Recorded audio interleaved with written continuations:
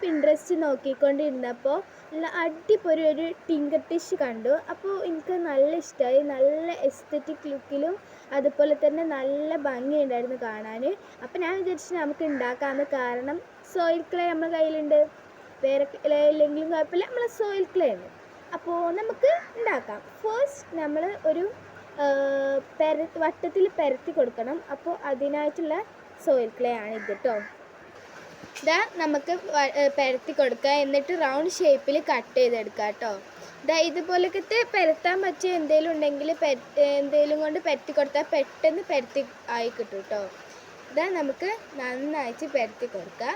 എത്ര വലുപ്പം വേണോ അത്രയ്ക്ക് വലുപ്പത്തിനനുസരിച്ചാണ് നമ്മൾ പരത്തി കൊടുക്കുന്നത്. സോയിൽ ക്ലേൻ്റെ വീഡിയോ വേണമെങ്കിൽ പറയാം. ഞാൻ ഇപ്പോൾ നല്ല മഴൻ്റെ സീസണാണ്, മഴ ഇല്ലാത്തപ്പോൾ ഞാൻ ഉണ്ടാക്കരുത് കേട്ടോ. അപ്പോൾ നമുക്കിത് പരത്തി റൗണ്ട് ഷേപ്പിൽ കട്ട് ചെയ്താം. അപ്പോൾ നമ്മൾ ഷേപ്പിന് ചെറിയൊരു വ്യത്യാസം വന്നിട്ടുണ്ട്. കാരണം എനിക്ക് സർക്കിളിനെക്കാട്ടും ഇഷ്ടമായി തോന്നിയത് ഹേർട്ട് ഷേപ്പാണ് കേട്ടോ. അപ്പോൾ നമുക്ക് ഹേർട്ട് ഷേപ്പ് ഇതിങ്ങനെ കട്ട് ചെയ്തെടുക്കാം.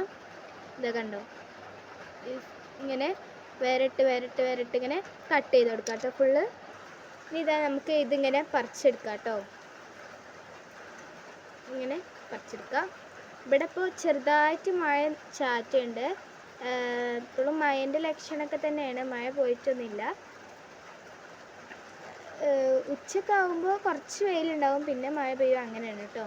അപ്പോൾ ഇതാ ഇങ്ങനെ ജസ്റ്റ് ഒന്ന് പരത്തി കൊടുത്താൽ നമ്മൾ ഈ ഒരു ഇതിലുള്ള ആ ഷേപ്പൊക്കെ പോയി നമ്മുടെ ഷേപ്പ് നമ്മൾ എങ്ങനെ ആക്കണോ ആ ഷേപ്പിൽ കിട്ടും. ഇതാക്കണം.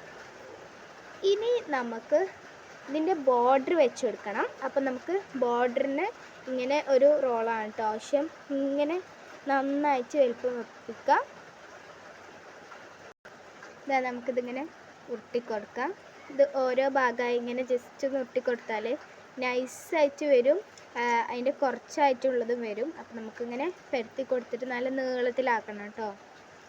നീളത്തിലാക്കിയില്ലെങ്കിലും കുറച്ചൊക്കെ ഇങ്ങനെ കഷ്ണാക്കി വെക്കാനും കുറച്ച് നീളം വേണ്ടി വരും. അപ്പോൾ ഇതാ നമുക്കിങ്ങനെ റെഡിയാക്കി കൊടുക്കാം. അപ്പോൾ അത് നമ്മൾ റെഡിയാക്കിയിട്ടുണ്ട് കേട്ടോ. ഒരു റൗണ്ട് വെച്ചിട്ടുണ്ട്. ഇനി ഞാൻ ഹോം മെയ്ഡായിട്ടുള്ള കാർവിങ് ടൂൾ ഉണ്ടാക്കിയിരുന്നു. ഇതാക്കണ്ടോ, ഇങ്ങനെ 4 ഷേപ്പിലുള്ള കാർവിങ് ടൂൾസ് ഉണ്ടാക്കിയിരുന്നു ഞാൻ. ഇപ്പോൾ ഇതിവിടെ ഇങ്ങനെ കീറി കൊടുക്കാൻ, അതവിടെ കറക്റ്റായി നിൽക്കാൻ ജസ്റ്റ് ഒന്നിങ്ങനെ വെച്ച് കൊടുക്കുന്നുണ്ട്. കുറച്ച് വെള്ളം കൂടെ ആക്കി കൊടുത്തിട്ട് ഇങ്ങനെ പ്രസ് ചെയ്ത് കൊടുക്കാം. അപ്പോൾ അതവിടെ പെട്ടെന്ന് നിൽക്കും കേട്ടോ. അതിനാണ് നമ്മൾ ഈ ഒരു പ്രോസസ്സ് ചെയ്യണത്. വേണമെങ്കിൽ ഈ ഒരു പ്രോസസ്സ് നിങ്ങൾക്ക് ഈർക്കിളുണ്ടാവുമല്ലോ, ഓലൻ്റെ ഈർക്കിൾ വെച്ചിട്ടും നിങ്ങൾക്ക് ഈ ഒരു പ്രോസസ്സ് ചെയ്യാം കേട്ടോ. ഇതാ നമ്മൾ നേരെ ഇതിവിടെ ഇങ്ങനെ വെച്ച് കൊടുക്കുക. ഇതാ കണ്ടോ, ഇതിങ്ങനെ എല്ലായിടത്തേക്കും വെച്ച് കൊടുക്കുക. ഫസ്റ്റ് ഈ ഒരു ഭാഗം കംപ്ലീറ്റ് ആക്കിയിട്ട് അവിടെ വെച്ച് കൊടുക്കാം കേട്ടോ. ഇനി ഇതൊന്ന് ഷേപ്പാക്കി കൊടുക്കാം. ഇനി നമുക്ക് ഈ ഒരു സൈഡും കൂടെ ഇങ്ങനെ വെച്ച് കൊടുക്കാം. അവിടെ ഓൾറെഡി നമ്മൾ ആ ക്രാക്സ് ഇട്ട് കൊടുത്തിട്ടുണ്ട് കേട്ടോ. ഇത് ചിലപ്പോൾ ഇങ്ങനെ ക്രാക്സൊക്കെ വരും. ഇത് ലാസ്റ്റ് നമുക്ക് മണ്ണ് വെച്ചിട്ട് റെഡിയാക്കാം കേട്ടോ.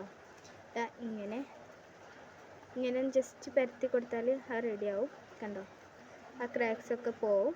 അതിലേറെ നല്ലത് കഴിഞ്ഞിട്ട് വെള്ളം വെച്ചിട്ട് ഒന്ന് ഇതാക്കണതാണ് കേട്ടോ. ഇതും കൂടെ ഇവിടെ വെച്ച് കൊടുക്കാം. ഇനി ഇത് നമുക്ക് നന്നായിട്ടൊന്ന് ഷേപ്പ് ചെയ്തെടുക്കണം വെള്ളം വെച്ചിട്ട് കേട്ടോ. അപ്പോൾ ഇതാണ് നമ്മൾ ടിങ്കർ ടിഷ് റെഡി ആയിട്ടുണ്ട് കേട്ടോ. അപ്പോൾ ഇത് പെയിൻറ്റിങ് വീഡിയോ പാർട്ട് 2 ആയിരിക്കും വരിക. അപ്പോൾ ഇന്നത്തെ വീഡിയോ ഇത്രയേ ഉള്ളൂ. ഇഷ്ടപ്പെട്ടാൽ ലൈക്ക് ചെയ്യുക, ഷെയർ ചെയ്യുക, സബ്സ്ക്രൈബ് ചെയ്യുക. അടുത്ത വീഡിയോ എന്താ വേണ്ടത് കമൻറ്റ് ചെയ്യുക. അടുത്ത വീഡിയോ ഇരിക്കും. ബൈ ബൈ, അസ്സലാമു അലൈക്കും.